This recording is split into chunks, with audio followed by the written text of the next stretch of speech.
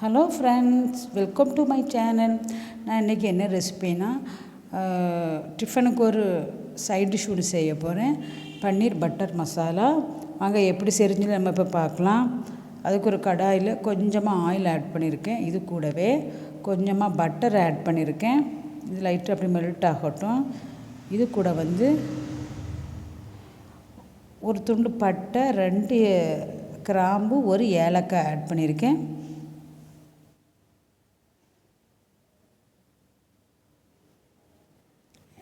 இது லைட்டாக வதக்கிடலாம். இப்போ இது கூடவே ஒரு 3 பல் பூண்டு அதை கட் பண்ணி ஆட் பண்ணியிருக்கேன். கொஞ்சம் ஒரு சின்ன துண்டு இஞ்சி ஆட் பண்ணியிருக்கேன், கட் பண்ணி நல்லா வதக்கிடலாம். இது கூடவே 2 பெரிய ஆனியன் கட் பண்ணி ஆட் பண்ணியிருக்கேன். இது கூடவே 2 பெரிய தக்காளி கட் பண்ணி ஆட் பண்ணியிருக்கேன். இது கூட 8 முந்திரி ஆட் பண்ணியிருக்கேன். இது அப்படி லைட்டாக வதக்கிடலாம். கொஞ்சமாக உப்பு சேர்த்தோன்னா ஈஸியாக வதங்கும்.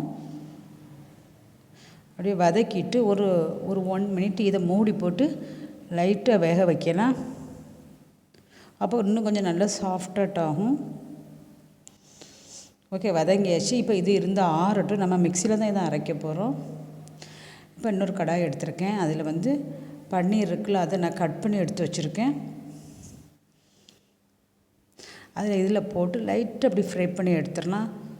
ஒரு 2 மினிட்ஸு அப்படி லைட்டாக ப்ரௌன் கலர் வந்தால் போதும். இப்போ ஆஃப் பண்ணிடலாம்.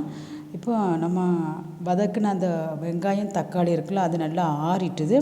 அதை மிக்ஸி ஜாரில் போட்டு இப்போ நல்லா நைஸாக அரைச்சி எடுத்துக்கிடலாம்.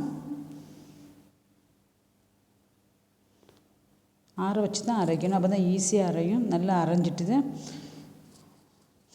இப்போ கடாயில் கொஞ்சமாக ஆயில் ஆட் பண்ணியிருக்கேன். இது கூடவே கொஞ்சமாக பட்டர் ஆட் பண்ணியிருக்கேன். இது கூட நம்ம அரைச்ச தக்காளி வெங்காயம் பேஸ்ட் இருக்குல்ல, அதை இதில் ஆட் பண்ணுறோம். அப்படி லைட்டாக வதக்கி விட்டுறலாம். கொஞ்சமாக உப்பு ஆட் பண்ணலாம். ஏற்கனவே உப்பு போட்டிருக்கோம். கொஞ்சமாக இது கூடவே 1 ஸ்பூன் வத்தல் மிளகாத்தூள், ஒரு 1/2 ஸ்பூன் மல்லித்தூள் ஆட் பண்ணலாம். ஒரு 1/2 ஸ்பூன் சிக்கன் மசாலா ஆட் பண்ணியிருக்கேன். நீங்கள் கரம் மசாலா, மட்டன் மசாலா கூட ஆட் பண்ணலாம். இதை நல்லா மிக்ஸ் பண்ணிடலாம். இப்போ கொஞ்சமாக சுகர் ஆட் பண்ணியிருக்கேன். ஒரு 1/4 ஸ்பூன் சுகர் ஆட் பண்ணியிருக்கேன். ரொம்ப டேஸ்ட்டாக இருக்கும். இப்போ நம்ம லைட்டாக வறுத்து வச்சுருந்த பன்னீர் இருக்குல்ல, அதை இதில் ஆட் பண்ணுறோம். ஓகே, இப்போ இதை நல்லா மிக்ஸ் பண்ணிடலாம். நம்ம நார்மலாக போடும்போது அதை விட கொஞ்சம் லைட்டாக அப்படி ஃப்ரை பண்ணி போடும்போது டேஸ்ட்டு ரிச்சாக இருக்கும். இப்போ இது கூட ஒரு சின்ன துண்டு பட்டர் ஆட் பண்ணியிருக்கேன். இது ஃபினிஷிங் ஆகிட்டு இப்போ இதை சர்வ் பண்ணலாம்.